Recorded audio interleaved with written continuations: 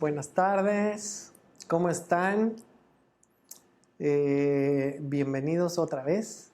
Pues como se darán cuenta, acabamos de grabar una enseñanza. Seguimos aquí en el tabernáculo de reunión. No hemos salido. Pero vamos a tener nuestro tiempo con ustedes que estudian con nosotros. ¿Cómo están? Cuéntenos. Hemos estado orando por varias necesidades, situaciones que ha habido, y por ahí los que no sepan, pues les pido que se unan con nosotros en oración. El papá de Edwin, el prometido de Dani Villalobos, está en terapia intensiva, está con un problema, ahorita está con la insuficiencia respiratoria y hemos estado orando por él.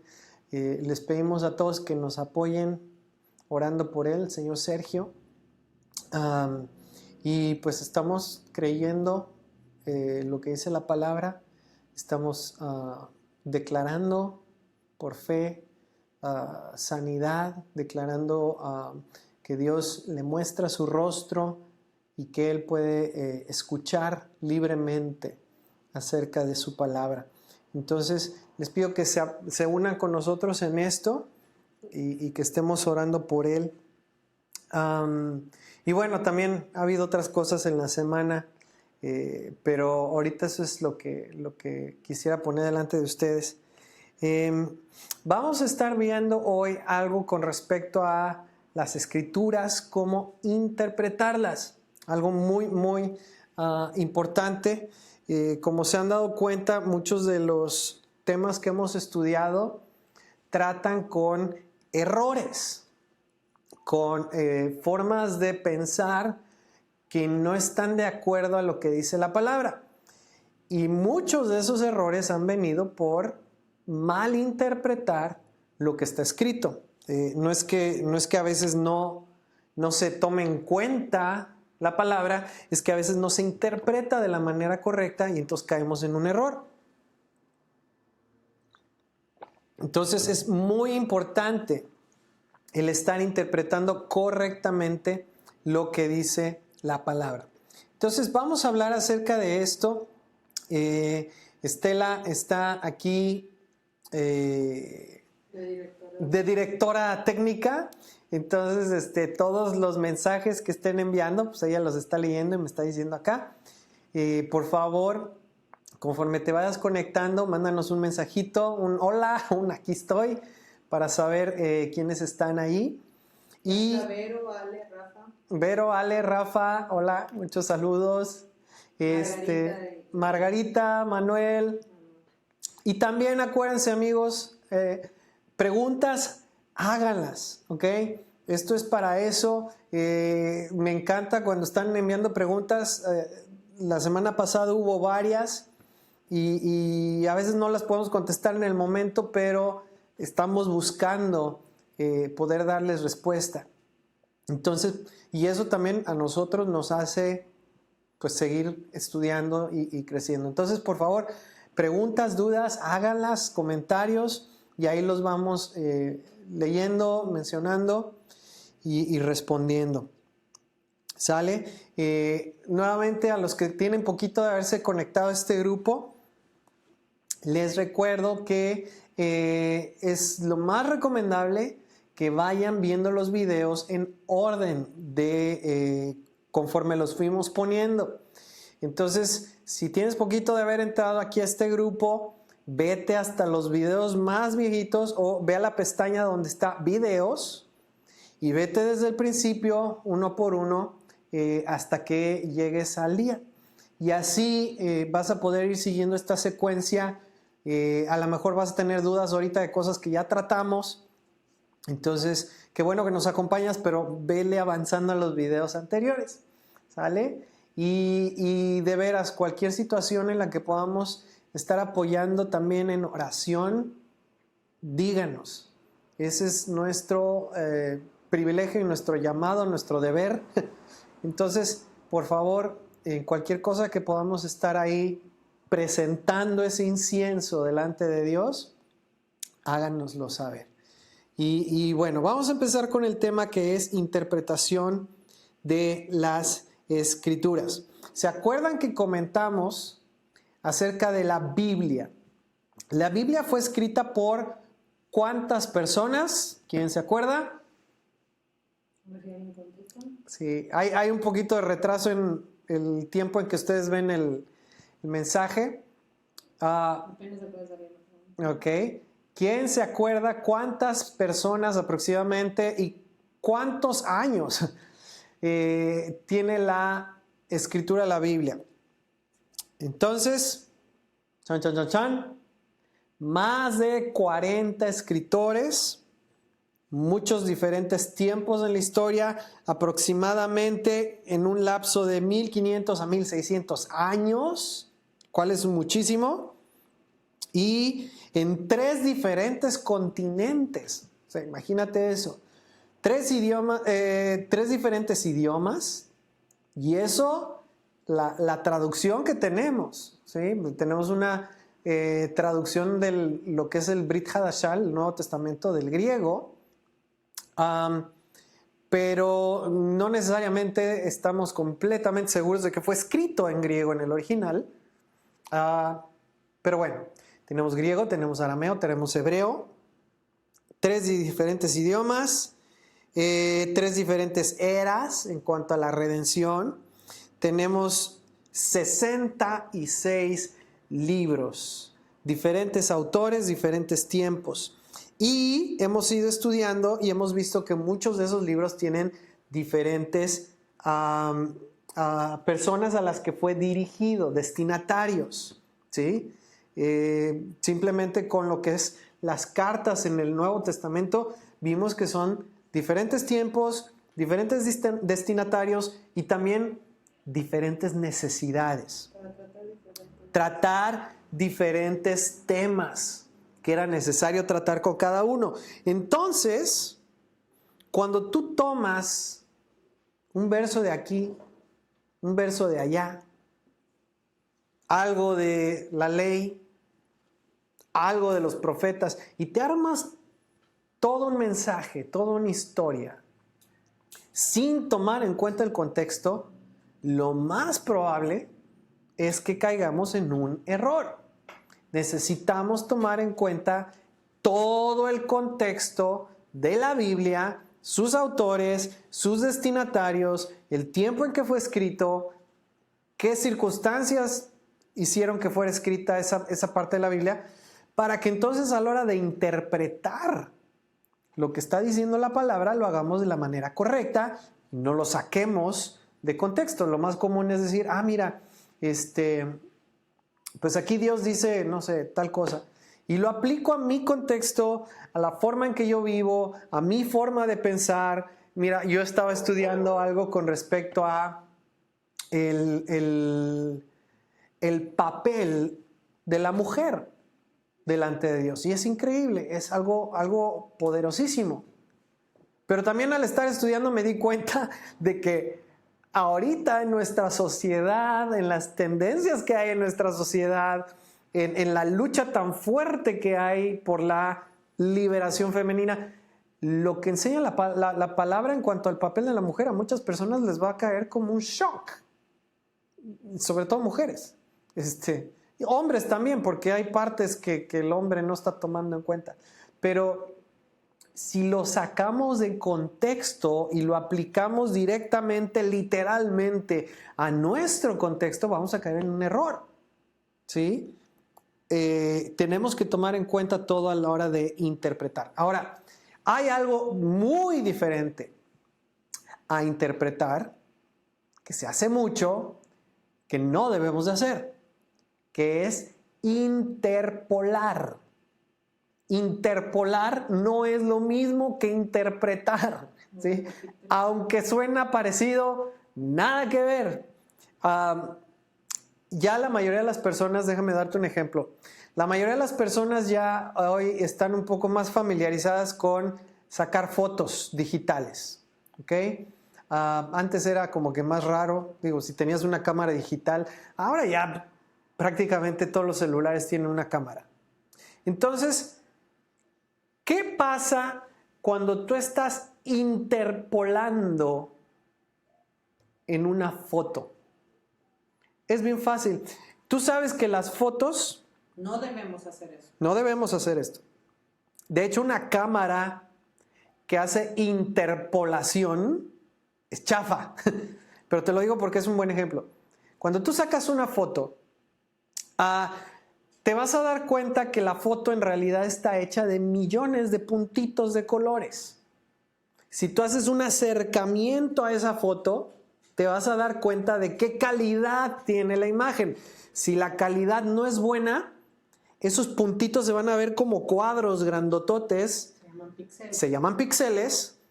Y va a ser bien rápido que vas a empezar a ver los píxeles. No vas a hacer un acercamiento muy profundo. Es más, a veces hasta la foto se ve así como granulosa, pixelada, se dice. ¿Qué quiere decir? Que la calidad de la resolución, de la definición de esa imagen no es buena. ¿Ok? Por eso se ven los cuadrotes grandes, los píxeles. Ahora, cuando se empezó a buscar tener imágenes mejores con las mismas cámaras chafas de antes, lo que se hizo fue interpolar píxeles. ¿Qué es eso? Si, por ejemplo, yo tengo aquí un píxel blanco y acá tengo un píxel rosadito, yo no sé cuántos de ustedes han visto Minecraft, pero es un juego donde tienes una resolución muy baja. Todo se ve como en cuadritos. Los monos son como que cuadritos, como si fueran Legos. En mi tiempo eran tentes, pero bueno, Legos. Las imágenes parecen Legos, ¿sí? Una persona parece cuadritos. Entonces, como no puedo hacer una definición mayor, no puedo tener más puntitos de colores, lo que hago es esto. Si tengo uno rosa y uno blanco, la cámara me va a meter un píxel que no está ahí, en medio del rosa y del blanco, y me lo va a hacer medio rosado y medio blanco. Como que combine con eso. Combina entre los demás píxeles, pero en realidad no estaba ahí. Eso es interpolar. Cuando yo le agrego algo a una imagen que originalmente no está ahí, ¿para qué? Para tratar de aumentar la calidad de esa imagen. Eso es interpolar en cuanto a imágenes, que no es lo mismo que interpretar. ¿Cómo sacas una buena imagen? No agregándole puntitos, al contrario, aumentando la calidad del lente, aumentando la calidad del sensor para que entonces capte, en vez de 2 puntitos, unos 400. Y entonces me va a dar una imagen de buena resolución, definición. Nosotros hacemos lo mismo con la palabra. Tengo una imagen de lo que dice, tengo una imagen con algunos versos, pero ¿qué pasa? No conozco la escritura, no conozco lo que dicen los 66 libros, no he estudiado lo que dice la palabra. Entonces, mi calidad de imagen de la palabra es muy pobre. Tengo uno de aquí, uno de allá, otro de por allá, pero en realidad no tengo una imagen completa, definida de lo que está en la palabra. ¿Y qué es lo que hace mucha gente?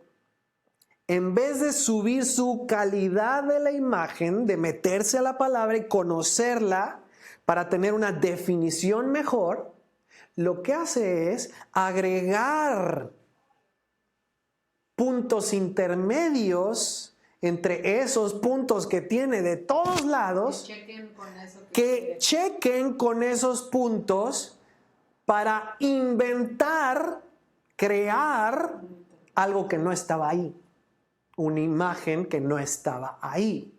Eso es interpolar y sucede muchísimo. Así como en lo natural, con el ejemplo que les di de las cámaras de antes, a a lo que nosotros hacemos con la palabra. Por eso es tan importante que tú y yo conozcamos lo que está escrito, que tengamos una buena definición, que tengamos una buena resolución de lo que está escrito y entonces podamos tener una imagen más realista de lo que la palabra está diciendo. Eso es interpretar, no interpolar. Entonces, mucho cuidado con no tomar un poquito de todos lados y luego tratar de armar una imagen pegándolo todo. Eso es interpolar. Y muchas veces a nosotros nos pasa, ¿sí? Cuando estamos en una discusión con alguien, en una plática con alguien, y de repente toman algunas palabras que dijimos y les dan otro sentido. ¿Y cómo choca eso? ¿Cómo molesta eso? Yo no dije eso.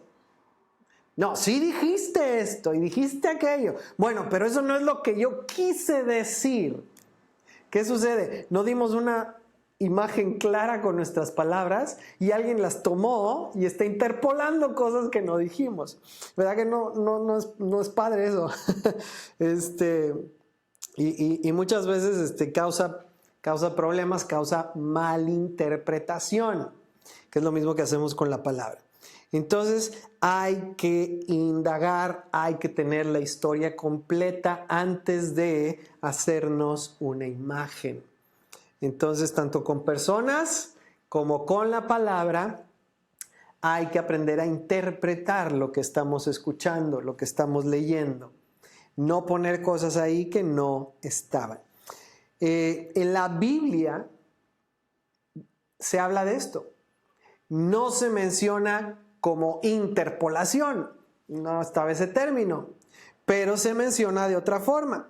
Es cuando se dice que se tuerce la escritura. A eso es a lo que se refiere. Cuando estamos añadiendo, quitando, confundiendo lo que ha sido dicho para dar un mensaje diferente. Eso es interpolación. Cambiamos el sentido de las cosas. Y es una de las cosas que hemos mencionado que se hace mucho con las cartas de Pablo. La interpolación. Vamos a ver en Apocalipsis 22. Apocalipsis 22, versículos 18 y 19. Dice: yo testifico a todo aquel que oye las palabras de la profecía de este libro.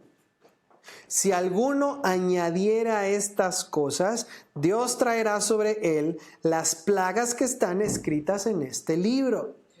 Aguas con interpolar.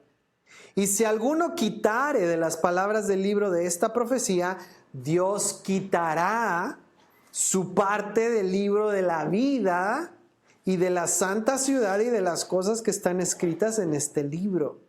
Entonces, ahí está uno de los riesgos más grandes de estar tratando de agregar algo al significado, al sentido de lo que está escrito, o estar diciendo, bueno, pero es que en realidad sí está escrito así, pero a nuestros días eso ha cambiado porque ha cambiado la situación y en realidad no tenemos que hacer esto o aquello porque pues eso en realidad ya no es. En cosas que por ejemplo la Biblia dice que son perpetuas, como por ejemplo las fiestas. ¿Qué estamos haciendo? Estamos interpolando, estamos quitando y agregando cosas a lo que está escrito. Mucho cuidado. Entonces, la consecuencia de hacer esto es el juicio de Dios. Hay una advertencia muy, muy fuerte. Dice Proverbios 30, versículo 5. Proverbios 30, versículo 5 dice: toda palabra de Dios es limpia. Él es escudo a los que en él esperan. No añadas a sus palabras para que no te reprenda y seas hallado mentiroso. ¿Por qué mentiroso? Porque estás diciendo algo que Dios no dijo. Y lo estás diciendo como si Dios lo dijera. Eso es exactamente lo que hizo el adversario con Eva en el huerto. Es la misma estrategia. Es exactamente lo mismo. Dios te dijo que no comieras. Y fíjate qué había dicho Eva. No vamos a ir ahorita ahí, pero Eva le agrega. Eva dice que ni siquiera lo toque el árbol que está ahí. Entonces, el adversario, ¿qué hace? Simplemente viene a agregar, torcer, cambiar, decir que Dios no dijo lo que en realidad sí dijo. ¿Sí? Fíjate, la definición de añadir, Ajá. no añadas. No añadas. Sus palabras, es la 3254. ¿Ok? Yasaf. Yasaf. Es añadir o aumentar. Añadir o aumentar. Para continuar haciendo algo, o sea, para continuar permitiéndote a ti mismo algo que tú quieres hacer. Es como cuando Justificarte. es como cuando un niño trata de justificarse y trata de decirte por qué razón sí debe agarrar o debe de seguir haciendo lo que quiere seguir haciendo. Porque tienes que dejarlo. Y mira, una de las razones más usadas para hacer cosas que no debemos de hacer o permitir cosas que no debemos de permitir es que Dios es amor. Sí. Como Dios es amor, hay que dejarlo. Como Dios es amor, hay que perdonarle todo y dejar que lo siga haciendo. Como Dios es amor, tienes que darle por su lado, aunque esté haciendo algo que no es bueno. Ese es uno de esos versos. Y es, ¿cuántas veces se menciona que Dios es amor en la palabra? Una vez. Una vez. Y con esa vez tenemos para meterle Dios es amor a todo. Eso es interpolar. Tienes que ver el contexto y tienes que ver la aplicación y el sentido cuando se dice algo en la palabra. De otra manera, estás agregando, estás tratando de justificar algo que en realidad Dios no dijo. Entonces, hay una advertencia muy clara en contra de esto y no debemos de hacerlo. Segunda de Pedro 3:16. Segunda de Pedro 3:16. Este verso lo hemos mencionado antes. Pedro está hablando acerca de las cartas de Pablo. Está hablando de cuando Pablo explica acerca de nuestra salvación a través del Mesías. Sin embargo, Pedro, aquí en segunda de Pedro 3:16 dice, ¿lo puedes leer fuerte? Sí, no. Dice, casi en todas sus epístolas, hablando en ellas de estas cosas, entre las cuales hay algunas difíciles de entender, las cuales los indoctos e inconstantes tuercen, como también las otras escrituras para su propia perdición. Tuercen. Está hablando de agregar, cambiar, darle un sentido que no es el que el escritor tuvo originalmente. Fíjate, el versículo 17 dice, así que vosotros, oh amados, sabiéndolo de antemano, guardaos, no sea que arrastrados por el error de los inicuos. Ese error que ya mencionó. El inicuo es aquel que no obedece la Torah. El que no obedece, ¿qué hace? Tuerce la escritura. Okay. No caigas en ese error. Por caigas de vuestra firmeza. Tremendo. Muy claro. Muy claro. Entonces es algo con lo que necesitamos ser muy cuidadosos. Y de ahí la razón de que cuando estamos enseñando la palabra, no podemos hacerlo a la ligera, ¿sí? Cuando nosotros vamos a dar un tema, no creas que nada más es así como que, ay, pues estaba en la regadera, me estaba bañando y Dios me habló. Y eso es lo que voy a enseñar. No. O sea, Dios te puede hablar, pero de ahí, ¿qué haces? De ahí te vas a la palabra, te vas a que la luz de Dios, su palabra, su espíritu, te iluminen y entonces puedes dar de esa luz clara.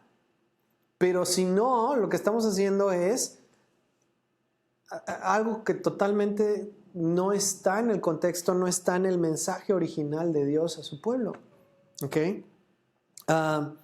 Ok, herramientas que tú y yo tenemos que nos ayudan para no interpolar, sino interpretar. Herramientas. Hay muchas. Les hice yo llegar un enlace en donde estamos compartiendo acerca de qué usamos para estudiar la Biblia.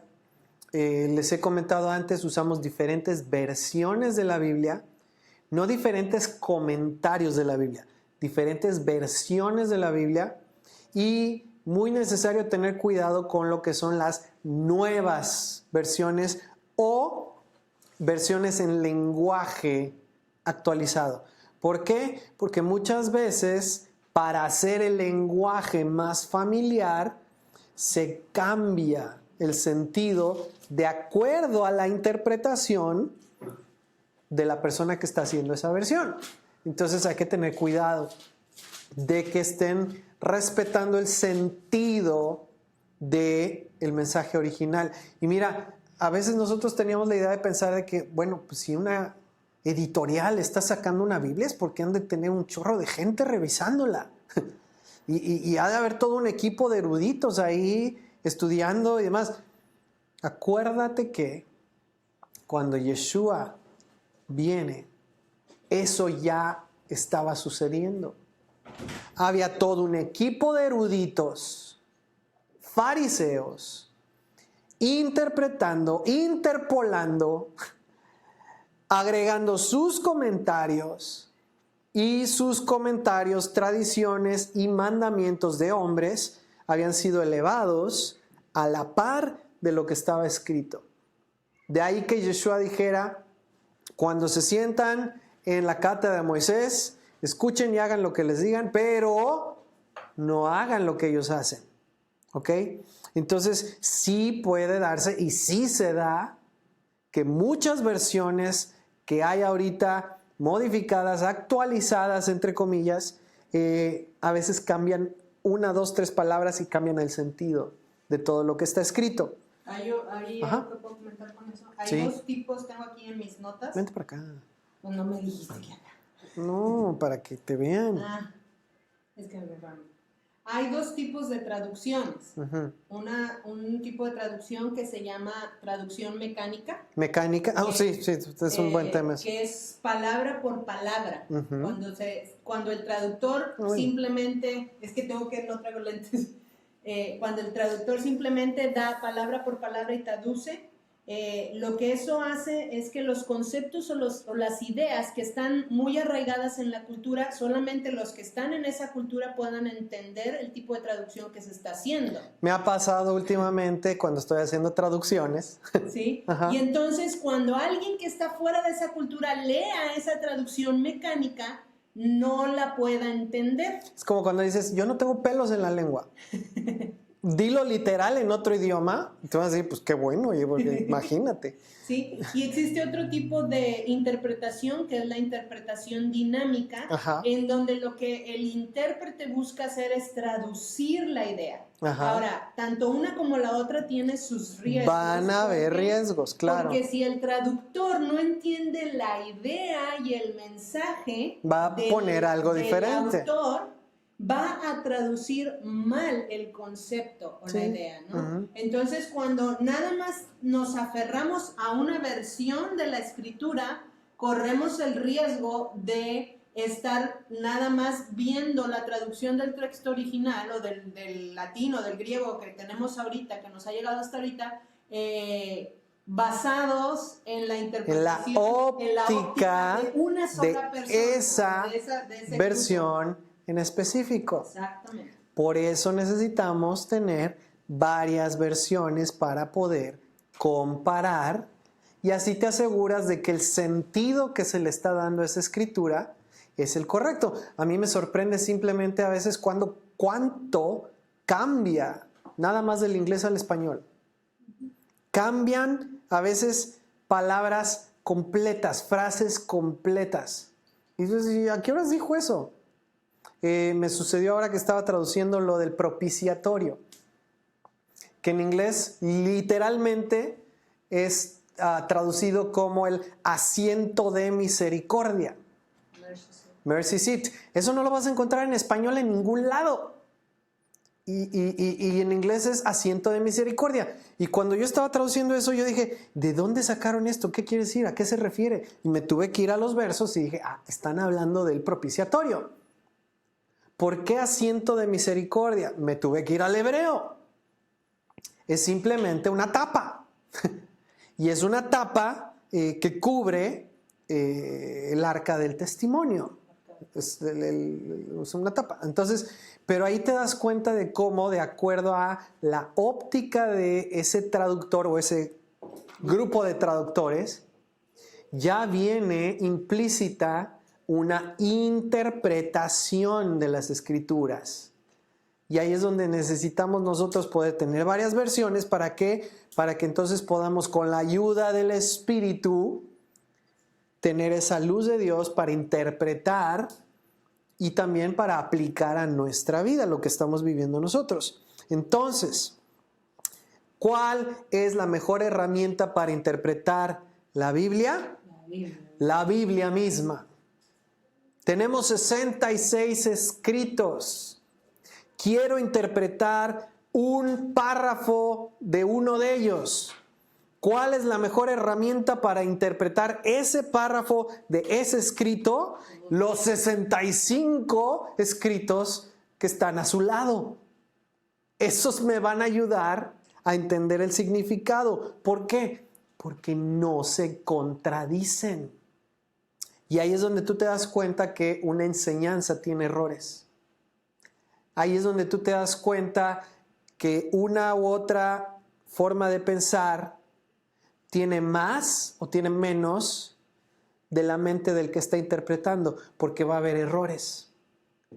Cuando yo te estoy dando una enseñanza con respecto a la salud, o a las finanzas, o a lo que es la fe, lo que es la salvación, y esa enseñanza que yo te estoy dando encaja muy bien, a lo mejor, con ciertos pasajes de la Biblia que yo estoy usando, pero choca con otras porciones de las Escrituras, ¿qué me dice a mí? ¿Que Dios se contradice? ¿Que los escritores de la Biblia se contradicen? ¿O que yo estoy interpretando mal? Tercera es la respuesta correcta, si necesito ponértela más fácil, yo estoy cometiendo el error. Estoy interpretando mal. Aún sí puedo sacar versitos de diferentes lados y hacer que encajen con lo que quiero decir.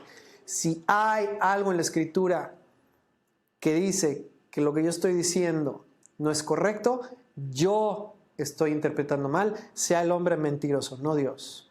Eso es cuando estamos interpretando mal, estamos contradiciendo la Escritura, estamos sacando de contexto, y esa es una de las razones por las que muchas veces Pablo es mal interpretado, y por eso es que muchas veces dices, bueno, pero es que lo de antes ya fue, ahora es lo que dice Pablo. No, señores, lo que sucede es que la manera en que estoy interpretando a Pablo está contradiciendo lo que está en el resto de la Biblia. Yo estoy interpretando mal, no Pablo, o sea, no el de la Biblia. Este Pablo está interpretando mal. Si hay contradicciones, no puedo sacarlo de contexto. Entonces, si yo estoy usando todos los libros de la Biblia, ¿qué sucede? Mi manera de enseñar va a tener una definición mayor y va a estar más libre de impurezas, de errores. ¿Ok? No somos perfectos, cometemos errores, estamos en un proceso de aprendizaje. Pero cuando yo enseño de tal manera que digo, esto es, he dicho, y me da risa porque de repente tenemos algunas discusiones con algunos compañeros de antes de la escuela. Y de repente eso es como que, no, pues yo digo que esto es así, así, así, así, y para mí es así, así, he dicho. Ok. Ahí hay un alto grado de riesgo de cometer un error. ¿Por qué? Pero no es mi palabra, no es lo que yo diga. Yo puedo cometer errores. Si lo que yo estoy diciendo contradice lo que Dios dice, yo estoy en un error. Yo necesito cambiar. Yo necesito hacer ajustes a lo que creo y a lo que vivo, a lo que enseño. No al revés. No es como que digo, bueno, esos versos no los leas. Ese libro no lo leas. Ese capítulo de la Biblia, no, eso no lo tomes en cuenta. El error no está en la Biblia, no está en Dios. Dios no cambia de parecer. El error está en lo que yo estoy enseñando. Entonces, no puedo añadir, no puedo quitar. Eso era lo que hacían los fariseos. Mateo 7:9, Yeshua les dice, bien invalidáis el mandamiento de Dios para guardar vuestra tradición.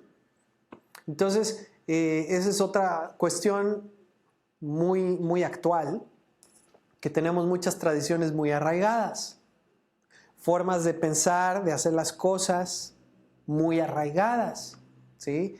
Los que hemos estado participando en una iglesia tradicional, sabemos que hay cosas que están muy arraigadas, que a veces ni se sabe por qué se hacen, pero son parte de una tradición.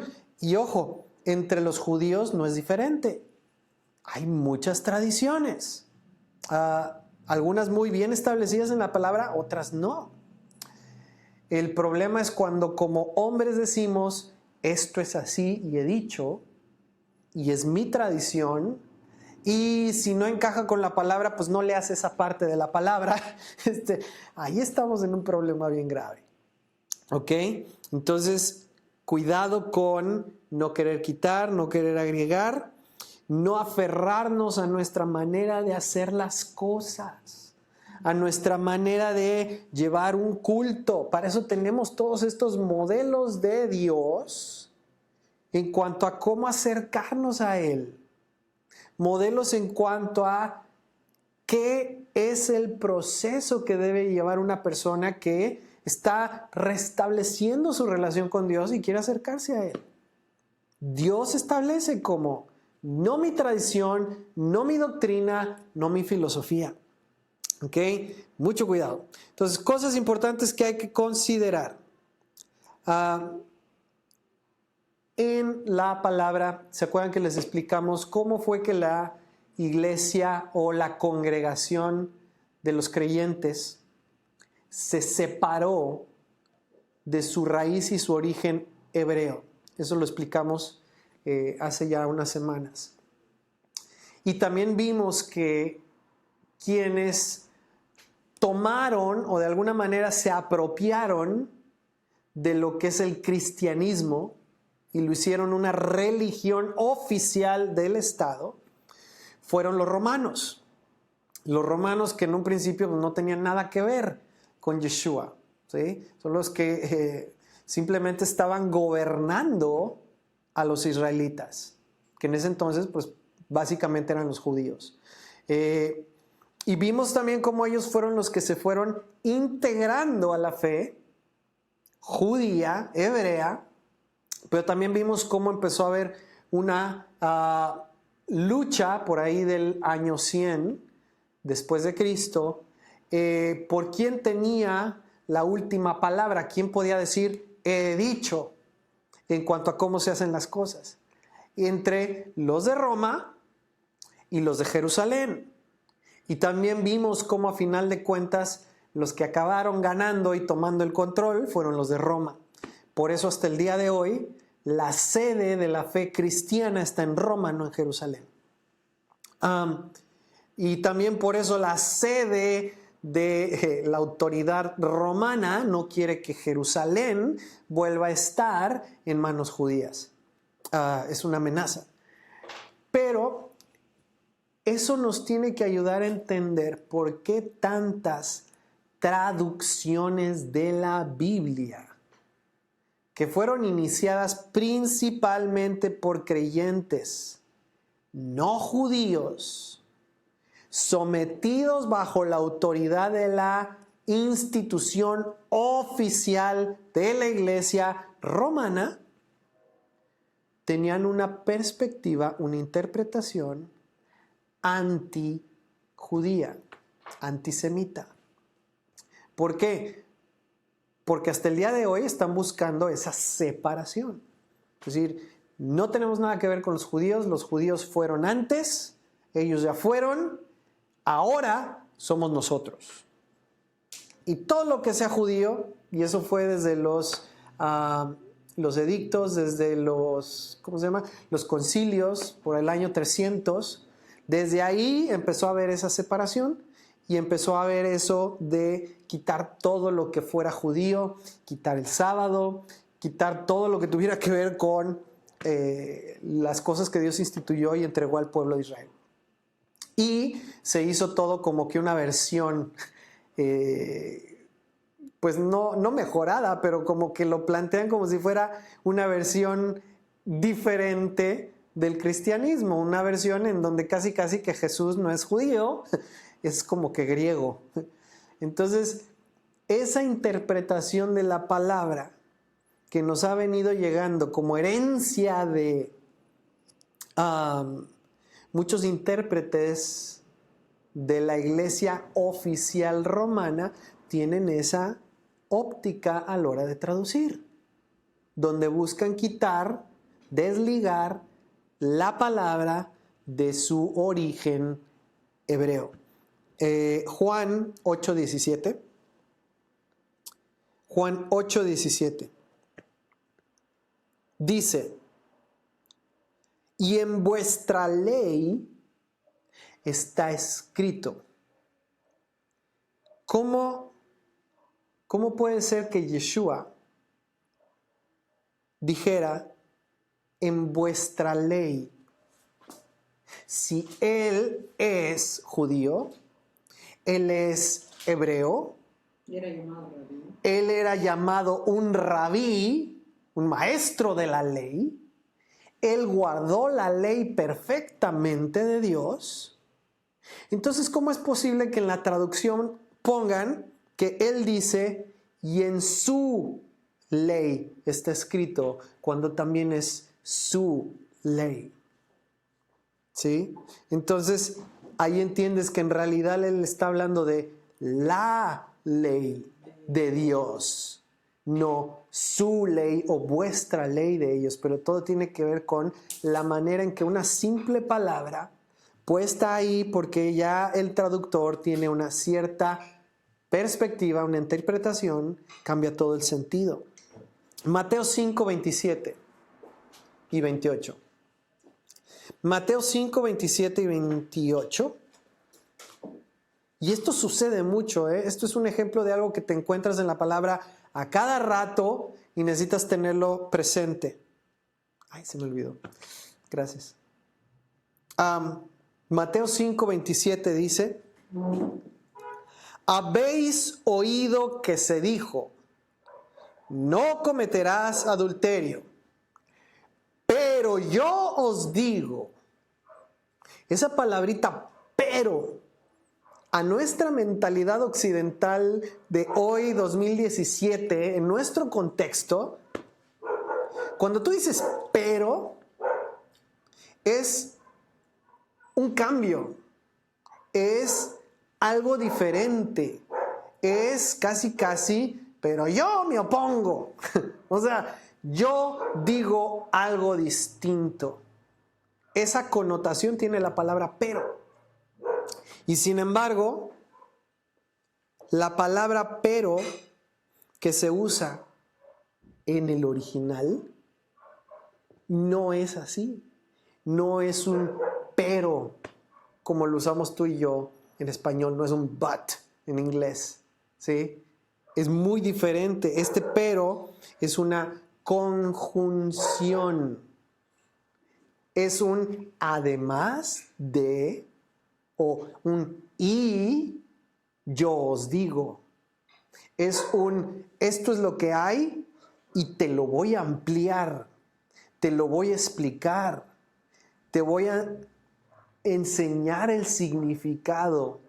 En base a esto, yo te digo, perdón, como tantas veces decía Pablo, está escrito, como dice. Y tantas veces en las Biblias de hoy, cuando Pablo está hablando y dice, como oíste que fue escrito o como dice, porque fue dicho, está citando textualmente la ley, los escritos y los profetas. Y eso en nuestra traducción no está en ningún lado. En algunas sí. En algunas, gracias a Dios, sí. O por lo menos te lo ponen entre comillas porque literalmente está citando textos de la ley, los escritos y los profetas. Entonces, esos son el tipo de cosas donde te das cuenta que hay un intento por desconectar. Hay un monje encerrado, dice el dicho. Pues sí, simplemente Casiodoro de Reina y Valera, Cipriano de Valera, pues originalmente eran monjes. No era una reina que se llamaba Valera. Sí, no era la reina Valera, por si no lo sabías. Sí, hay monje encerrado en todo esto. Entonces la palabra pero es una que muchas veces se usa para como tratar de decir, mira, Jesús cambió lo que estaba escrito, Jesús dijo algo diferente. No, Señor, es una conjunción, es un además de, es un y. Yo te voy a dar la interpretación, no la interpolación. Entonces, ¿de dónde viene? De ya una óptica predeterminada, pero cambia todo el sentido. La escritura no se contradice, ¿ok? Podríamos decir, oísteis que fue dicho tal y tal, y también yo les digo. ¿Sí? Eso totalmente sí encaja aquí. Muy diferente. Muy bien.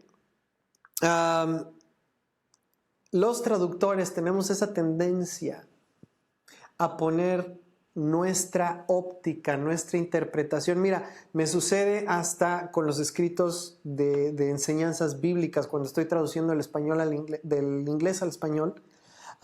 Se me hizo tan curioso hace una semana o 2 semanas, estaba traduciendo un texto en donde este pastor decía que cuando él tenía que buscar a Dios para recibir dirección, y espero que no lo hagas así tú, pero él decía, I pray, fast, and meditate, and then I go. Y la traducción que me mandaron para revisar decía, yo oro, rápido, medito y entonces voy. Y dije, esto no me suena. No creo que ese pastor haya querido decir eso. ¿Cómo que yo oro, rápido, medito y entonces voy? No me suena como él.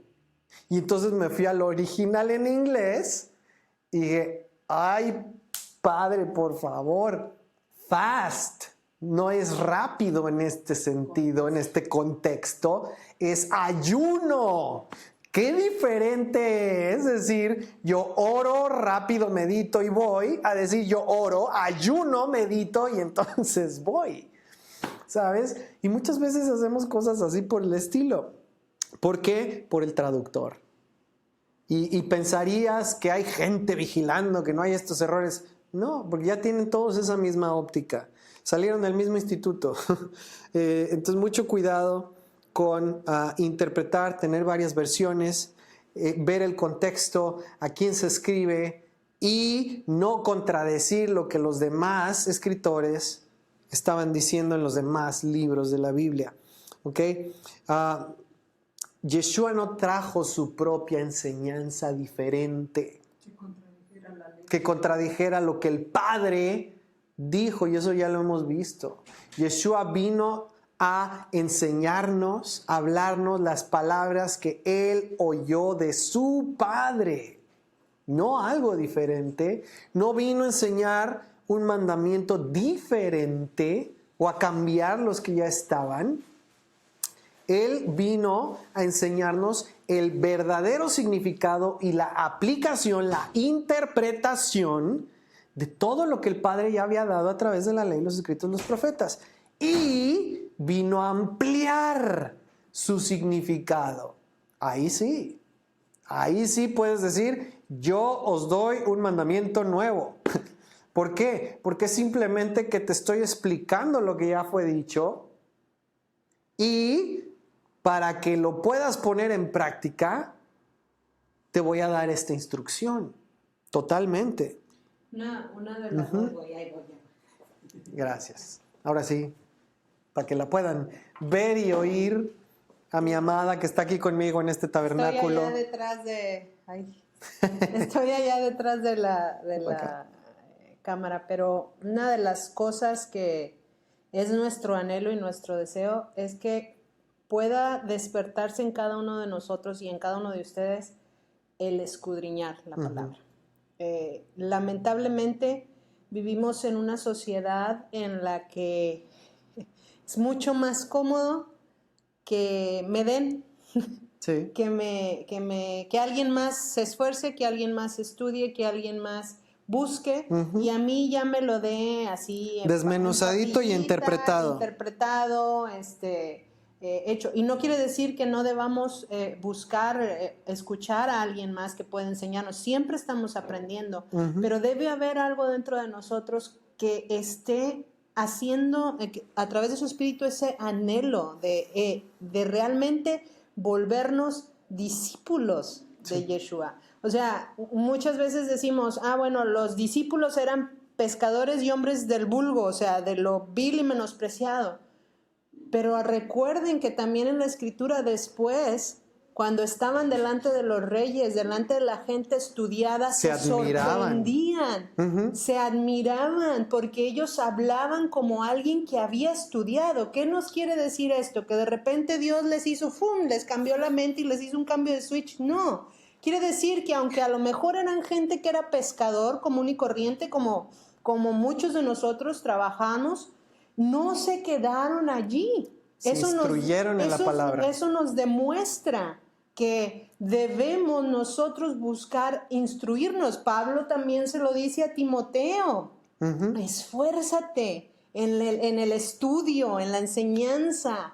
Escudriña, busca presentar bien defensa de tu fe. Así es. Ese es un consejo que está constante a lo largo de toda la Escritura. La palabra también nos enseña en Proverbios, ¿no? O sea, busca la sabiduría, clama por la sabiduría. Todo está, desde Génesis a Apocalipsis, el error fatal que se sigue repitiendo día con día hasta nuestros momentos, hasta el momento en el que nosotros vivimos, es el mismo error que cometió Eva. No citar y no conocer lo que Dios le había dicho. Ahora, recordemos que Eva, no había nadie que le dijera, salvo Adán, y muchos creen, hay algunas cuestiones con Adán que no vamos a ver ahorita, pero no había 2000 años de diferencia entre que fue dado el mensaje y entre que Dios Padre le habló y Eva 2000 años después escuchó el mensaje. Sin embargo, lo que nos deja ver esto es la astucia de nuestro enemigo, de nuestro adversario, que no habiendo un tiempo de separación entre el mandamiento del Padre, la instrucción de ellos para Adán y Eva decidió hacer y creer algo diferente, y la estrategia sigue siendo la misma, con que el Padre te ha dicho, y como tú y yo no nos proponemos el tomar nuestras Biblias, leerla, escudriñarla. Ahí es donde el Padre nos ha dicho, nos ha hablado. Y eso es lo que el adversario va a tratar de cuestionar. Con que está escrito. Lo hizo con Jesús. Eso lo hizo con Yeshua. Lo hizo con Yeshua. La diferencia entre Eva y Yeshua es que Eva no pudo citar la escritura tal cual su padre la había dicho, y Yeshua pudo citar la escritura tal cual su padre lo había dicho. Así es. Y eso nos deja a nosotros un gran ejemplo. La palabra hebrea para discípulo es talmidim en hebreo, y significa alguien que se convierte o sigue las pisadas de su maestro. Eso fue lo que hicieron los discípulos al seguir los pasos de Yeshua. años después eran irreconocibles en su compromiso con Dios, en su compromiso con la Escritura, en su conocimiento y en el citar de las Escrituras, que la gente se admiraba de la manera en la que ellos podían desenvainar su espada y citar y diseccionar.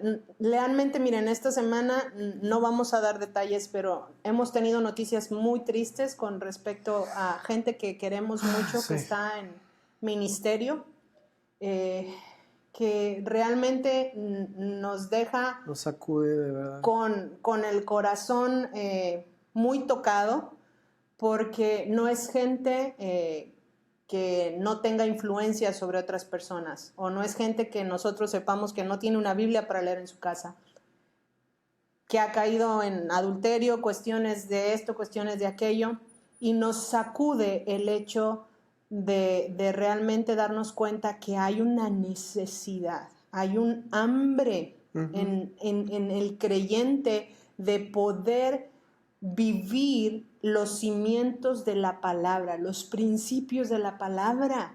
La gente no conoce la palabra y entonces no puede presentar defensa de su fe. No puedes pararte enfrente de cualquier persona y decirle, ¿sabes por qué no quiero hacer esto? Es que no lo siento, no tengo ganas. Es que, ¿sabes qué? Me incomoda. ¿O por qué estás haciendo eso? Pues porque me dieron ganas. Porque me gusta. Se me antojó, me gustó. O sea, la verdad es que no. Si estamos haciendo esto en nuestra vida, es algo muy peligroso para cada uno de nosotros. ¿Por qué? Porque nuestra manera de decir por qué hago o no hago es porque Dios lo dice, no porque por está emociones escrito. o sentimientos. Entonces, ¿de qué manera voy a poder tú y yo decir, no hago esto por esto y aquello? Porque dicen Andrés y Estela, porque dice Jim Staley, o porque dice quien quiera que puedas estar oyendo, que podamos estar oyendo. No, esa es una defensa débil de nuestra fe. La manera en la que podemos decir por qué sí o por qué no hago algo es porque está escrito. Y para hacer eso, para llegar al momento de poder hacer eso, es porque conocemos la Escritura, y eso es algo que queremos que ustedes puedan hacer y empezar a hacer. Si no lo han hecho, la conocemos y la podemos interpretar de la manera correcta. Amén, ya me voy. Que eso es toda la diferencia. ¿Sí? No es nada más picar un poquito. No es nada más saberme un verso aquí, un verso allá. No es nada más abrir la Biblia y con ojos cerrados poner el dedo buscando una respuesta. Y sí requiere esfuerzo, pero vale la pena. Requiere esfuerzo, pero como todas las cosas que requieren un esfuerzo, hay una recompensa. Y más que ninguna cosa terrenal, créeme, en esto hay una recompensa eterna, no nada más aquí en la tierra. Ok. Ahora, una de las cosas, y no voy a tomar mucho tiempo, pero una de las cosas en donde tenemos muchas ideas equivocadas en cuanto a nuestra vida con Dios es en cuanto a la oración. Y no sé si escuchaste la plática que compartimos hace un ratito, si no, después escúchala. Pero precisamente el tema del altar de incienso que preguntabas, Esmeralda, es el tema de la oración, ¿sí? El altar de incienso, como ya explicamos, nos representa a nosotros que hemos pasado por esas pruebas que representan la madera de acacia, hemos sido fieles a Dios, a su palabra, eso representa el oro. Tenemos el fuego de la vida, que representa pues, las pruebas, las dificultades, y entonces nuestro incienso puede arder y subir delante de Dios, como tenemos acá el incensario todavía, y eso es nuestras oraciones, nuestra adoración. Estábamos comentando cómo en Apocalipsis se menciona a los ancianos que tienen las copas de oro con el incienso, y nos dice claramente que representan las oraciones de los santos. Y también tenían arpas. Ahí es donde entra el poder de lo que es la adoración junto con la oración basados en una vida que ha sido probada y que se ha mantenido fiel, que eso es el oro del altar. Entonces, la oración es una de las cosas que muchas veces tenemos ideas no bíblicas. Estamos malinterpretando lo que es nuestra vida de oración. Muchas veces yo he escuchado que personas dicen que pues, la oración es la manera de obtener lo que queremos. A base de estar pide, insiste, cree. Y ya, como si eso fuera a frotar una lámpara de Aladino, ¿no? No es eso lo que la palabra enseña con respecto a la oración. El propósito de la oración no es obtener lo que nosotros queramos. Vamos a ver qué dice la Biblia. Mateo 26, 39. Mateo 26, 39. Dice lo siguiente, si lo puedes leer ahí conmigo. Dice, yendo un poco adelante, se postró sobre su rostro, orando y diciendo, ¿de quién estamos hablando? De Yeshua, de Jesús. Se postró sobre su rostro. Yo no sé cuántos tienen la costumbre de orar postrados o también postrados sobre su rostro. Es una manera en que tú físicamente te estás humillando delante del Padre. Yo muchas veces lo hago, yo pongo mi tapetito ahí y bolas.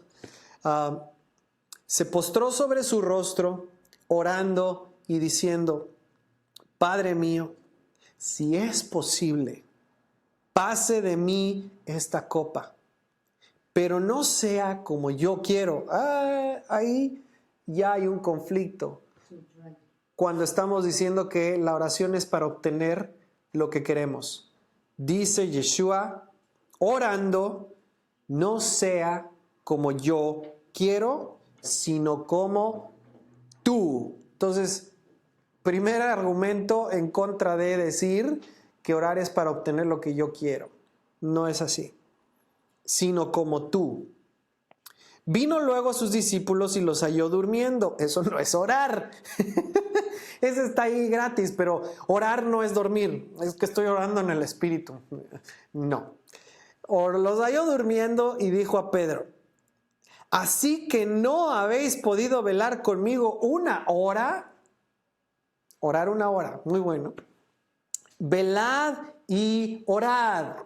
O sea que dormir no es lo mismo que velar y orar. Digo, muy simple, pero... Para que no entréis en tentación, ahí está uno de los propósitos de la oración, no entrar en tentación, para mantenerte en medio de la prueba, lo que es el oro. Para eso es la oración, mantenerte en medio de las pruebas, las tentaciones. En este caso, el espíritu a la verdad está dispuesto. Y siempre, la verdad es que cuando tú piensas en la oración y tienes una relación con el Padre, tu espíritu lo anhela. Es como el comer bien, es como el hacer ejercicio, o sea, las cosas que son buenas para ti. Aquí en este caso, tu espíritu lo anhela, pero la batalla no es en el espíritu, es en la carne. Pero la carne es débil, ¿ves tú? Entonces muchas veces decimos, no, es que había mucha oposición, yo estaba tratando de orar, pero me distraía y el enemigo me atacó y me abrió el refri y el enemigo me estaba poniendo ahí posts en el Facebook y el enemigo me estaba prendiendo la tele. No, ese no es el enemigo, ese es mi enemigo que soy yo, mi carne. La carne es débil. Otra vez fue, mira, y por eso es que cuando vas a orar, es tan importante que puedas estar en un lugar libre de distracciones. ¿Por qué? Porque eso te facilita el resistir la tentación. Si tú vas a orar o vas a ayunar y te metes a la cocina, es como que tú solito estás peleando en tu contra, ¿sí? Si vas a orar y llevas prendido tu Facebook o tu Twitter o tu WhatsApp, tú solito estás poniendo las cosas en tu contra. ¿Por qué? Porque tu carne va a estar trabajando en contra tuya. Tú. Ya volteaste. ¿Sí? Mensaje. Sí. Eso te va a distraer. ¿Ok? Muchas veces, por eso yo en mi tiempo de oración en la mañana, ¿sabes qué? No uso esto electrónico, no uso mi teléfono, uso una Biblia. Biblia como las que son Biblias impresas, ¿sí? ¿Por qué? Porque ahí no me va a llegar notificación de nadie más que de Él. Ahí no me van a aparecer mensajes, correos, nada. Su palabra. ¿Ok? Una de las razones por las que no prendo el celular en mi tiempo de oración, lo tengo en modo de avión. ¿Para qué? Pues para poder poner una música de fondo que me ayude en cuanto a emociones a enfocarme, pero no me va a distraer. Ok, entonces la carne es débil. Otra vez fue y oró por segunda vez. Ahí hay otro patrón, otro modelo. No oró una sola vez. Oró una segunda vez diciendo, Padre mío, si no puede pasar de mí esta copa sin que yo la beba, hágase tu voluntad. Y otra vez, no es mi voluntad, es tu voluntad. Entonces, primer cosa por la cual oramos es para someter nuestra voluntad a Dios. Para someter nuestra voluntad a Dios. Primer motivo por el cual oramos. Segundo motivo por el cual oramos. Para traer paz, shalom, a nuestra vida. Filipenses 4:6 dice, Filipenses 4:6, por nada estéis afanosos, sino sean conocidas vuestras peticiones delante de Dios, en toda oración y ruego, con acción de gracias. Y la paz de Dios, que sobrepasa todo entendimiento, guardará vuestros corazones y vuestros pensamientos en el Mesías Yeshua, Cristo Jesús. Entonces, oramos, ¿para qué? Oye, pero no se supone que Dios ya sabe lo que estoy pasando. ¿No se supone que Dios ya sabe lo que necesito? Sí. No lo estoy haciendo porque Él no sepa.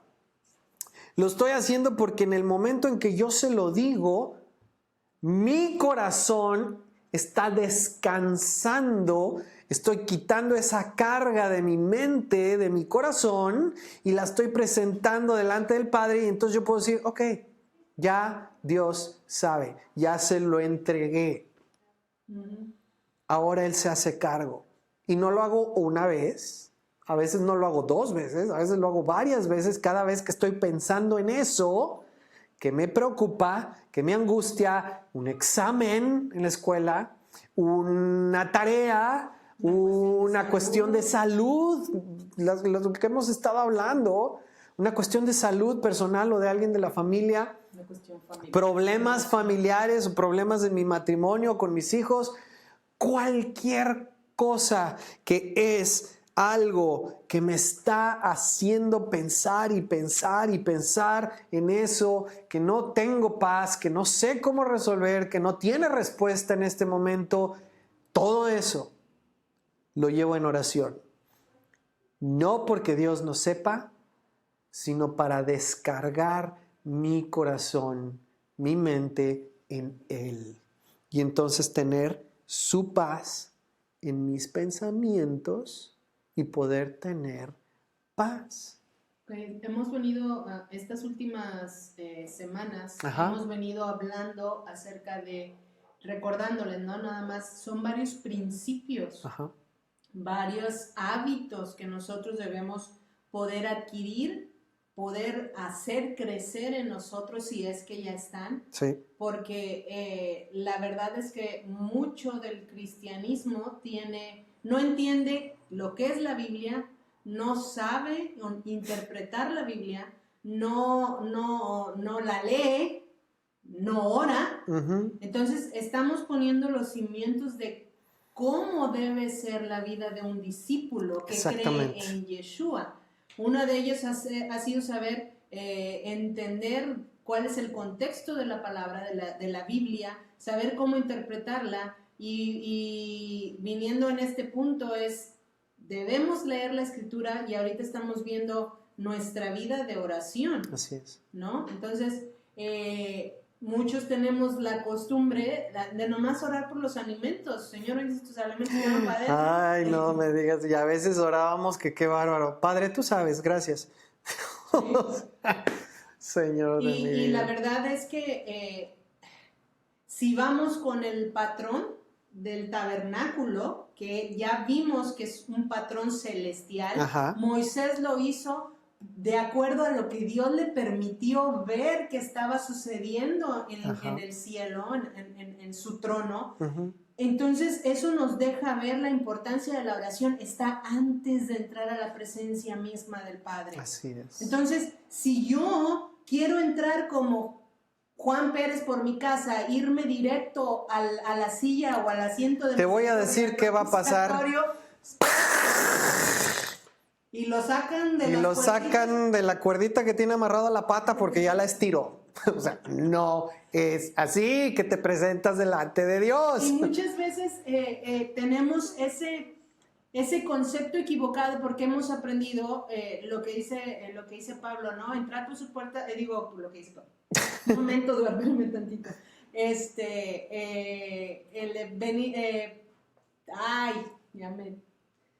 Alcanzar gracia para el oportuno socorro. Estoy pensando en ese versículo, pero acaba de llegar mi hijo aquí a darme un papelito. Y decimos, no, es que ya el velo se rompió y yo puedo entrar directo. Sí, pues sí, pero allá. Te olvidaste de todo el proceso. Sí, el velo se rompe, o sea, hay una hay una posibilidad de entrar, cosa que antes solamente el sumo sacerdote podía hacer una vez al año. Y para allá vamos también, pero sí. Todavía no. Entonces, en ese sentido, hay un protocolo que seguir para poder presentarnos delante del Rey del Universo, y eso no nos gusta. No, queremos todo pronto, fácil, rápido, just do it. Así como que... Y eso es una de las cosas que va en nuestra contra. Sin embargo, la oración, como ya lo vimos en el video anterior, que si no lo han visto que lo vean, ahorita hablando de los hábitos que como creyentes debemos tener, la oración es uno de los más importantes. Así porque es, fundamental en nuestra vida. Está justo antes del velo. Así es, no puedes, no debes intentar pasar del velo si no has llegado a través del proceso que Dios estableció para que podamos llegar. Y obvio, todavía no llegamos a esa parte, pero sí, y cruzar el velo, ¿sí? Si Dios estableció esto es porque es importante para Él, es de acuerdo a su voluntad, su manera, su instrucción, no como nosotros queremos o hemos escuchado, ¿ok? Entonces, una vez que tú pasaste por el altar de sacrificio, que tú pasaste por la fuente de bronce, que tú has llegado a donde está el pan, que tú has tenido tu lámpara encendida, una vez que tú ya estás donde está el altar del incienso, entonces presentas tus oraciones y tu incienso delante de Dios, que ya vimos, primero que nada es someternos a Él. Segundo es, trae paz a nuestro corazón. Tercero, nos permite, como ya dijiste tú, acercarnos a donde está su presencia. Ahora sí, y entonces Él muestra su poder. Él habla, Él hace, Él actúa a nuestro favor. Tantas veces, como decía hace rato, sentimos que Dios está bien lejos, que no tenemos comunión. Y es por nuestro propio bien, porque no estamos entrando y presentándonos como debemos hacerlo delante de Dios. Si entramos así a donde está su presencia, caemos fulminados. Entonces, por misericordia, Dios tiene que apartarse. Pero cuando tú haces lo que tienes que hacer para presentarte delante de Él correctamente, es que entonces viene ese momento increíble de comunión, donde puedes hablar y Él escucha, y donde puedes escuchar lo que Él te dice. Entonces nos ayuda a acercarnos a Él, número 3. Número 4, ahora sí, podemos presentar nuestras necesidades, podemos presentar nuestras peticiones, pero va a ser bien diferente, porque ya lo hicimos diciendo, hágase tu voluntad, no la mía. No empiezo dándole el pliego petitorio. Y y yo decreto, y yo declaro. O sea, ¿dónde? ¿Dónde, por favor? ¿Dónde? No está en la palabra. ¿Sí? No está en ningún lado, en ningún lado, en ningún modelo, nada, cero, sáquese. ¿Ok? Entonces, yo me someto a tu voluntad, hágase tu voluntad, no la mía. Pongo mis cargas, mis peticiones delante de Él, y sí, es muy válido, conforme a tu palabra, Señor. Pido, ¿sí? Es mi deseo, es mi petición, es mi anhelo, sí, conforme a tu palabra. Muy diferente a llegar reclamando, gritando, exigiendo. Esto es totalmente una distorsión. Totalmente. No está aquí. Eso de declara y grita y pide y exige y demanda. Al rey del universo. Ay, por favor, aguas, porque si realmente está ahí el rey, de repente va a oler a quemado. Entonces, mucho cuidado. Número 5, ¿qué sucede? Dios empieza a hablar a nuestra vida. Dios empieza a actuar a nuestro favor. ¿Por qué? Porque lo estamos haciendo de la manera correcta. ¿Y qué pasa cuando tú ves que Dios responde tus oraciones?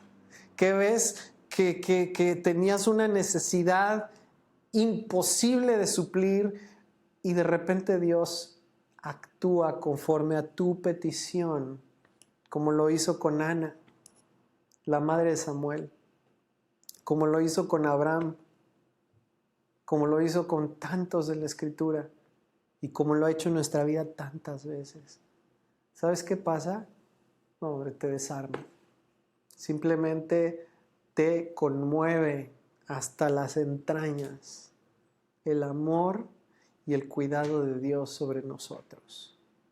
Y eso nos ayuda a conocerlo como Él es y a aprender a confiar en Él. No importa cuál sea el camino, la situación, la necesidad, la dificultad, la prueba, la tentación. ¿Sabes qué pasa? Aprendes a confiar como David.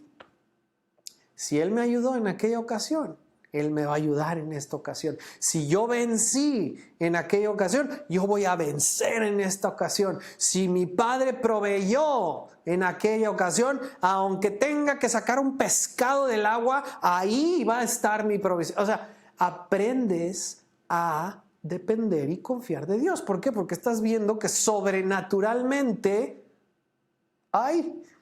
sí estabas escuchando y sí contestaste.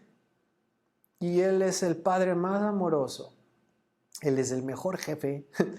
Él es el mejor de todos nuestros proveedores. Él es el Padre más amoroso, pero también es el Dios santo. Amén. Él es. Entonces, por eso dice el Salmo 50, 15. David es uno de los que puede hablar acerca de este tema. Salmo 50, verso 15, dice: e invócame en el día de la angustia, te libraré y tú me honrarás. Y eso es lo que hacemos cuando Él nos libra. Sexta cosa, nos libra del orgullo. Nos libra del orgullo, ¿por qué? Porque te queda bien claro que si las cosas suceden, es que yo oré. No, para nada. Ni que fuéramos Moisés. Sí, no. Y ni Moisés. Si hay una cosa que caracterizaba a Moisés, y lo dijo Dios, es que era una persona mansa y humilde. Y fíjate todo lo que hizo Moisés. Él oraba y las cosas sucedían, sí, pero te das cuenta que no es por ti, no es porque tu oración tenga algo sobrenatural y poderoso, no es porque seas el ungido, no tiene nada que ver contigo y conmigo. Tiene que ver simplemente con que nos presentamos correctamente delante de Dios y Él oyó nuestra petición y actuó por su amor, porque Él es fiel a sus promesas. ¿Y qué pasa? Lo honramos.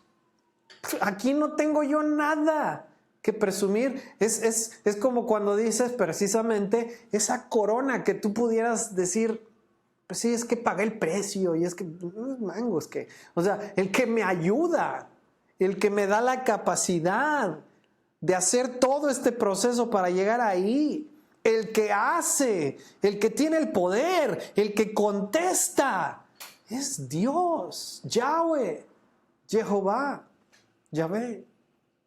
Yo no tengo nada de por qué querer quedarme con el crédito, que eso fue lo que hizo Satanás. Entonces, ¿qué pasa? Lo honras a Él, porque es a través de Él y por medio de Él que suceden todas las cosas. Lo honramos. Dice Pablo, precisamente, 2 Corintios 12:7. 2 Corintios 12:7. Dice Pablo, y para que la grandeza de las revelaciones no me exaltase desmedidamente, me fue dado un aguijón en mi carne, un mensajero de Satanás que me abofeteé, y fíjate, literalmente a Pablo lo abofetearon, para que no me enaltezca sobremanera, respecto a lo cual 3 veces, no una, no 2, 3 veces he rogado al Señor que lo quite de mí. Sin embargo, esa parte no fue contestada como Pablo quería. Y me ha dicho, bástate mi gracia porque mi poder se perfecciona en la debilidad. Por tanto, de buena gana me gloriaré más bien en mis debilidades, para que repose sobre mí, no en mí, no a través de mí, para que repose sobre mí el poder del Mesías, de Cristo. Por lo cual, por amor a Cristo, por amor al ungido, me gozo en las debilidades, en afrentas, en necesidades, en persecuciones, en angustias. ¿Me puedes decir en dónde está en esa parte donde dice Pablo, y Señor, venga la abundancia financiera, y vengan los viajes, y vengan los jets, y vengan los aviones, los carros, las casas? El dinero, las cuentas bancarias. ¿Dónde está? ¿Dónde? Dice, por lo cual, por amor a Cristo me gozo en las debilidades, en afrentas, en necesidades, en persecuciones, en angustias. Porque cuando soy débil, entonces soy fuerte. Entonces, digo, por algo estoy mencionando eso. Ahí no viene, no es parte de el presentar toda mi lista como si fuera Santa Claus. Eso no tiene nada que ver con mi fe, con el poder del Dios eterno, con el Espíritu de Dios en mí, con su palabra. Eso no es parte de mi vida en el Mesías. ¿Ok? Dice Apocalipsis 3:17, porque tú dices, yo soy rico y me he enriquecido, y de ninguna cosa tengo necesidad. Acuérdate qué dijo Pablo. Y no sabes que tú eres un desventurado, miserable, pobre, ciego y desnudo. No tiene nada que ver con lo que es la oración.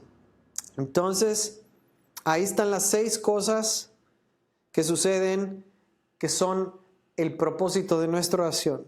Someter nuestra voluntad, traer paz a nuestro corazón, presentar nuestras necesidades delante del Padre, ayudarnos a conocer y confiar en Él y librarnos del orgullo.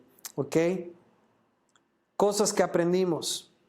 Orar continuamente. Cada cuando en este altar de incienso se ponía el incienso. En la mañana y al atardecer, 2 veces al día. ¿Cada cuánto se le ponía el aceite y se encendían y se cambiaban esas lámparas? En la mañana y al atardecer. ¿Ok? Mismo con los panes. Entonces, ¿qué sucede? Nos está dando una instrucción. Por lo menos, cada día, 2 veces, vamos a estar buscando tener ese momento de comunión con el Padre, siguiendo su instrucción. ¿Ok?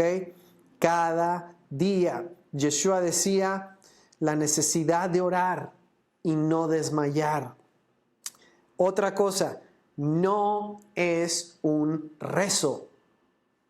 No es una oración repetitiva. Mira, eso tanto lo tomaron los romanos, la iglesia de Roma, como lo habían establecido los rabinos, la autoridad en Jerusalén, ¿sí? Tanto judíos como cristianos. Hay esa tendencia de establecer oraciones como un rezo y la repiten mañana, tarde, noche, como si eso fuera de lo que está hablando. No es un rezo ni en hebreo, ni en español, ni en latín, ni en ningún otro idioma. No se trata de un rezo. Dice Yeshua, orando no uséis vanas repeticiones como los gentiles, que piensan que por su palabrería, en cualquier idioma, serán oídos. No es así. Otra cosa, cuando nos presentamos delante del Padre, tenemos la confianza de que Él nos escucha. Si hemos hecho las cosas a su manera, ¿sí? ¿Por qué? Porque ha habido un mediador que nos permite entrar delante de Él. Termino con esto. Mucho de esto ya lo hablamos, pero para que quede bien específico. Cosas que pueden detener o causar un estorbo a nuestras oraciones. Cosas que pueden detener o causar un estorbo a nuestra oración. 1. Pecado que no hemos confesado, que no hemos presentado delante de Dios, del cual no nos hemos arrepentido. Salmo 66, 18 dice, si en mi corazón hubiese yo mirado a la iniquidad, el Señor no me habría escuchado. Entonces, transgresión a la palabra de Dios, a la ley, es pecado. Pecado del cual yo no me he arrepentido. No he traído delante de Dios en el altar que está allá afuera, el altar del sacrificio, desde el principio, no me va a permitir entrar. ¿Ok? Otra cosa, número 2, un espíritu no perdonador. La falta del perdón no me permite llegar hasta aquí. Dice Mateo 6:14, porque si perdonáis a los hombres sus ofensas, os perdonará también a vosotros vuestro Padre Celestial. Mas, si no perdonáis a los hombres sus ofensas, tampoco vuestro Padre os perdonará vuestras ofensas. Entonces, si yo no he perdonado desde allá, desde el principio, yo no tengo perdón. No puedo entrar aquí y presentar mis oraciones delante del Padre. Y esa es una de las razones por las cuales cuando no tenemos estos detalles de la escritura tomadas, ya venimos viendo lo del contexto, lo de que la palabra no se contradice. Si Dios nos deja bien clara su instrucción y no se contradice y nosotros insistimos presentarnos delante de Él y no hemos confesado nuestros pecados, no nos hemos arrepentido, no nos hemos lavado las manos como lo hacía el sacerdote después del sacrificio, y los pies, las manos y los pies, que representa básicamente lavarnos de nuestros pecados, confesarlos y arrepentirnos. Es por esa razón que muchas veces sentimos que el Padre está muy lejos, porque estamos tratando de orar a grito pelón. A grito desde allá, desde la entrada. Desde la entrada, que es Yeshua, Ajá. porque es el sacrificio, Sí. había una sola puerta en el tabernáculo. Y estamos ahí Y en el estamos altar. desde la entrada, gritándole al Padre que está en el lugar santísimo, que nos ha dejado todo un modelo para seguir y poder estar en el lugar santísimo. Estamos afuera. Que ha sido abierto pero porque no hemos seguido todos esos pasos, decimos, es que siento al Padre, siento a Dios muy lejos. Pues es que está bien lejos. Y la verdad es que sí. Por misericordia. Por misericordia me deja ya en la puerta, pero en realidad si nosotros queremos vivir una vida de oración que se mantenga avivada, lo único que tenemos que hacer es conocer su caminito, seguir el patrón. Así es, la instrucción. Él ya nos ha dado y vamos a ver un cambio en nuestra vida devocional y de oración. Así es. Entonces tenemos cosas que a lo mejor horas y horas y horas, pero en realidad no nos hemos puesto a ver. A cuentas. Señor,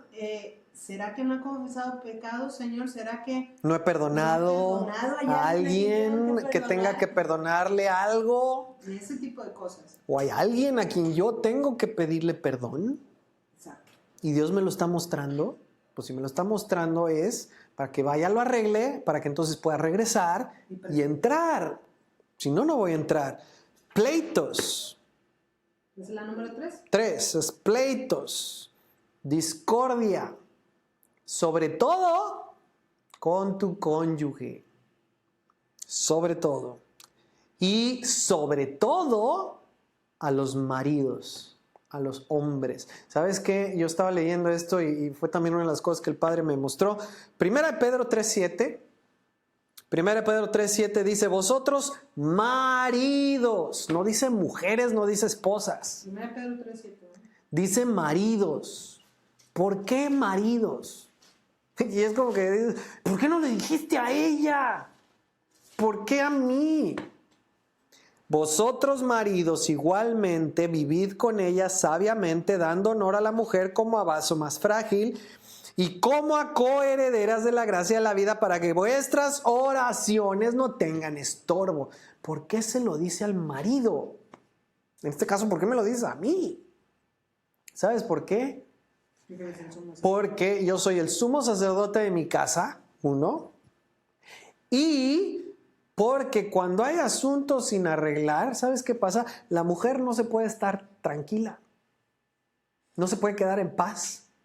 Cuando hay un asunto entre marido y su mujer, la mujer no se puede estar tranquila. ¿Sí? Aunque aparente que no pasa nada, si te dice, ¿qué tienes, amor? Te dice, nada, aguas, hay algo. Y no se puede quedar tranquila. A diferencia del varón, nosotros sí. Nosotros sí nos podemos quedar tranquilos cuando nos dicen nada. Y, bueno, no tienen nada. Perfecto. Qué bueno que no tienes nada. Déjame, voy a dormir. ¿Por qué es que Dios le dice al varón que no deje pleitos, diferencias, discusiones sin terminar, sin concluir, sin arreglar con su mujer? Porque el hombre muchas veces sí puede dejar esos asuntos ahí y hacer como que no pasa nada. Para que tus oraciones no tengan estorbo, asegúrate de no tener situaciones sin arreglar con tu cónyuge. 4, cuando oramos pero no pedimos, o pedimos mal. Ya vimos muchos ejemplos de eso. Eso está en Santiago 4:2. Codiciáis y no tenéis, matáis y ardéis de envidia y no podéis alcanzar. Combatís y lucháis, pero no tenéis lo que deseáis porque no pedís. Y cuando pedís, pedís mal para vuestros propios deleites. 5. Ese es Santiago 4, versículos 2 y 3. El 4 es porque oramos y no pedimos, no decimos nada. Y 5 es mismo verso, porque pedimos pero pedimos mal. Pedimos de manera egoísta o con motivos equivocados, que es el verso 3. Pedís y no recibís porque pedís mal para gastar en vuestros deleites. ¿Sí? Quiero, dame. Dice el Proverbios 21:13, el que cierra su oído al clamor del pobre, también él clamará y no será oído. Es decir, con los demás yo cierro mi corazón y me pongo duro, aprieto la bolsa. Pero cuando estoy pidiendo por mí, ahí sí digo, Dios, abre los cielos, las puertas y dame a manos llenas. Es una doble medida, no es correcto. Verso 6, sexto motivo, cuando somos insensibles a la palabra de Dios, indiferentes. No, eso no importa, no me hace falta.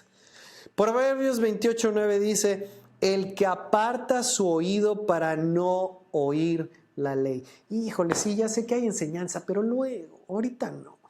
Está un partido. No, es que ahorita tengo ganas de ver una película. O no, ya sé que, ay, sí. Me salió un compromiso. Me dijeron que tenía que orar, me dijeron que tenía que subir un video de una plática. Pero, no, yo sé que hay cosas, pero, pero es que me atoran tantas cosas. Es que he tenido tantos pendientes, tantos trabajos, y es que, ay Señor, es que me salió un compromiso de trabajo y que una cita y que tengo una cena y es que hoy salimos con los cuates y es que hoy es el día en que convivimos con nuestras amistades. Dice aquí, el que aparta su oído para no oír la ley, y no dice otra cosa, dice la ley, la Torá. Su oración también es abominable. Y eso es básicamente en cualquier relación. O sea, ¿por qué vienes o por qué yo voy a ir a pedirle algo a alguien cuando en realidad yo nunca he estado dispuesto a escuchar a esa persona? Yo nunca he estado dispuesto a hacer nada por esa persona. ¿Cómo? ¿Con qué cara yo voy a ir a presentarme delante de esa persona y pedirle algo? ¿Sí? O sea, no puedo hacer algo que yo no puedo pedir que esa persona haga algo que yo nunca he estado dispuesto a hacer. Así es. No puedo pedirle a esa persona que me escuche si yo no he estado dispuesto a escuchar. ¿Sabes qué? Si lo entendemos con nuestros semejantes, ¿por qué se nos hace tan difícil entenderlo con respecto a Dios? Porque tenemos una mala interpretación de la Escritura. Yo no puedo presentarme delante del Padre y pedirle que me escuche si yo no he dado tiempo para escuchar lo que Él dice. No puedo. Más, y aquí entra el Shabbat, el sábado. Cuando el día que Él dice que es para dedicarlo a Él, buscarlo y escucharlo, yo tengo otras cosas que son prioridad antes. Entonces, ahí yo mismo me estoy poniendo una traba. La verdad es que somos nosotros mismos los que a nosotros mismos les ponemos Dios frenos. no pone obstáculos. Dios quitó todos los obstáculos y nos dejó el caminito. Como tú dices, somos nosotros mismos los que nos ponemos los obstáculos para llegar delante de Dios. Y luego decimos, es que es muy difícil. La mera verdad es que no es difícil. La verdad Es difícil quitar todo lo demás. Es difícil doblegar la carne. Eso es Sí, lo que es difícil. que nuestra carne quiere. Por eso en Deuteronomio habla y dice que el mandamiento está cercano. Que el mandamiento está tan cercano, nunca ha estado más cercano y nunca va a estar más cercano de lo que ya Y está. dice, no es difícil. No es difícil. No. Que un hombre lo siga. ¿Por qué? Porque Dios es bien claro, es bien claro. Mira, si hay algo que me encanta, la verdad es que con Dios no tengo que andar adivinando qué estará pensando o qué deseará. Durante mucho tiempo. ¿Le gusta o no le gusta? ¿Le agrada o no le agrada? ¿Está de acuerdo o no está de acuerdo? Ahí está Y la su verdad palabra. es que durante mucho tiempo sí viví en esa zozobra.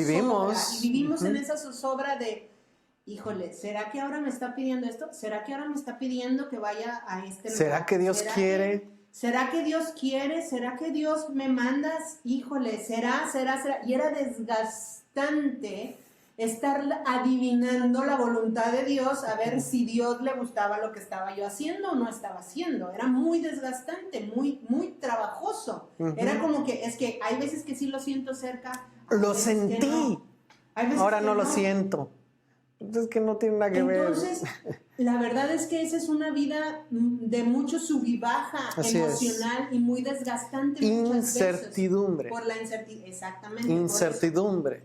Pero cuando tú y yo, cuando nosotros nos dimos cuenta de lo que les estamos compartiendo, de los patrones, de lo claro, definido, detallado, conciso, preciso que es nuestro Dios, tan grande, tan maravilloso, tan perfecto que sabe que nos tiene que dejar el camino con migajas y con pies y con marcas. Señales y con por todos lados, por señales, aquí. Señales en los cielos, señales en la semana, señales en el calendario. Y señales en su palabra Señales por en todos su lados.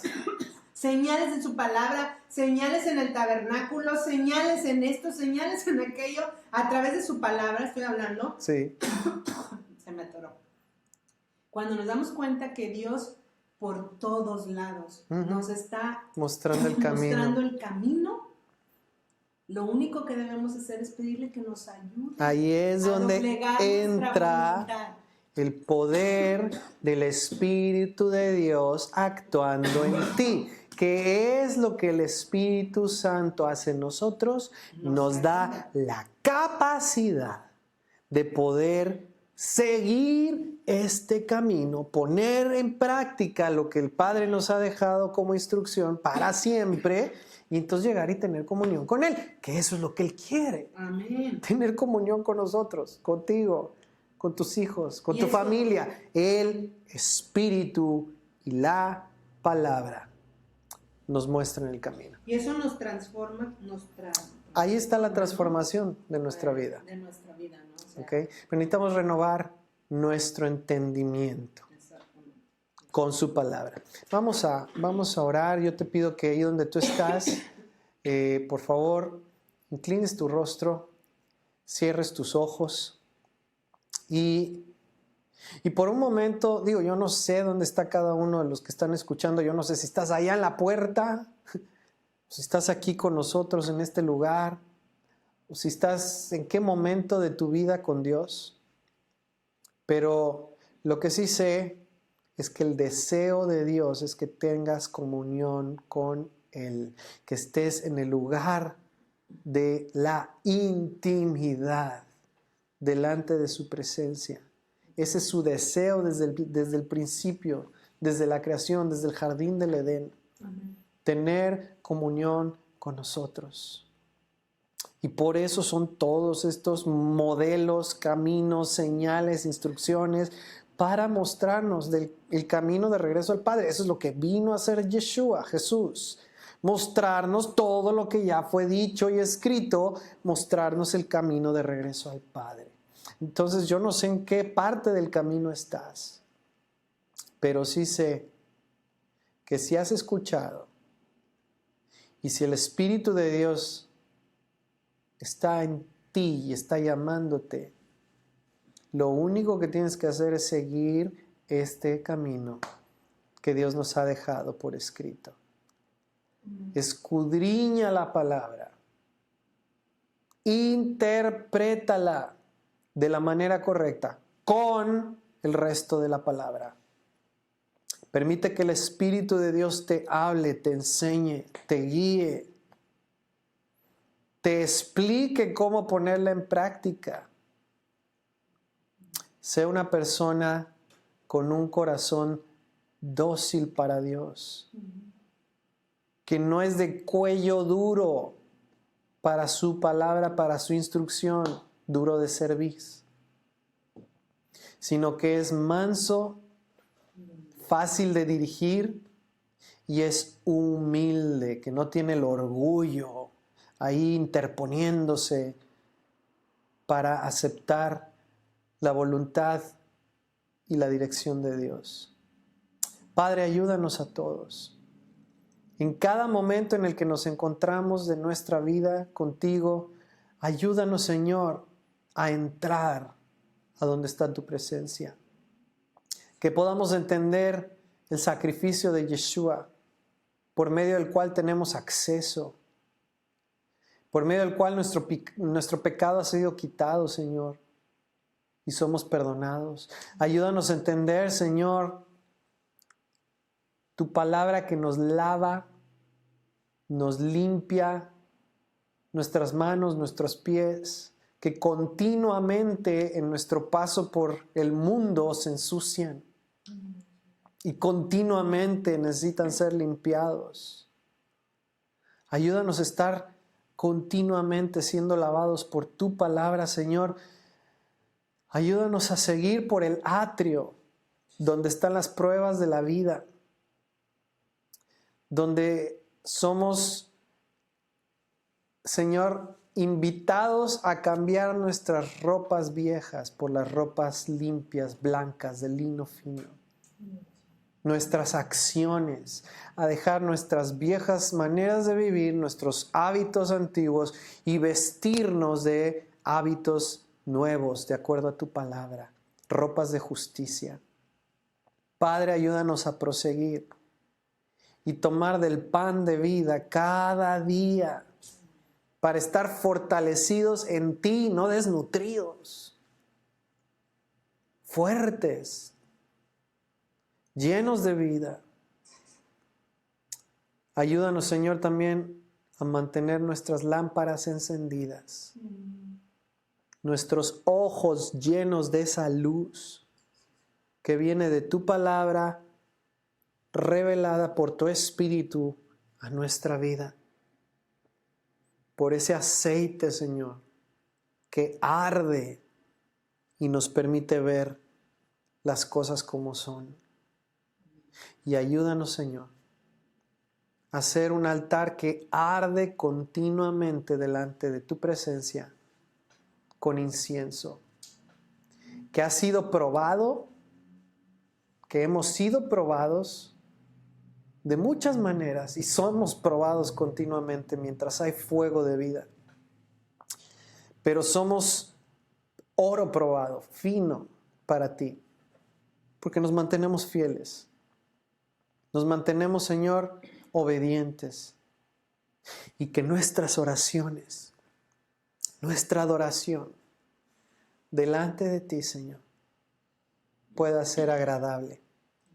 Pueda ser el incienso que tú dijiste que queremos, que tenemos que presentar, no otras cosas que no son el incienso que tú especificas en tu palabra. Que podamos llegar con humildad, que podamos llegar con mansedumbre, que podamos llegar buscando tu voluntad, no la nuestra.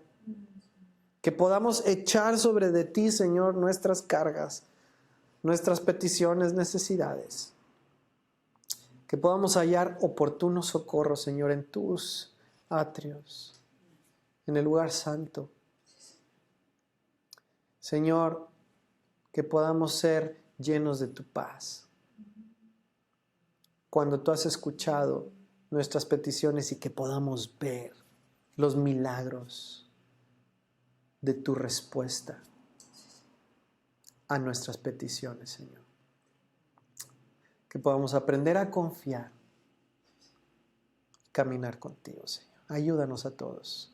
En el nombre de Yeshua, nuestro Mesías. Amén. El Señor les bendiga mucho. Yo espero que puedan llevar esto en el corazón y ponerlo en práctica.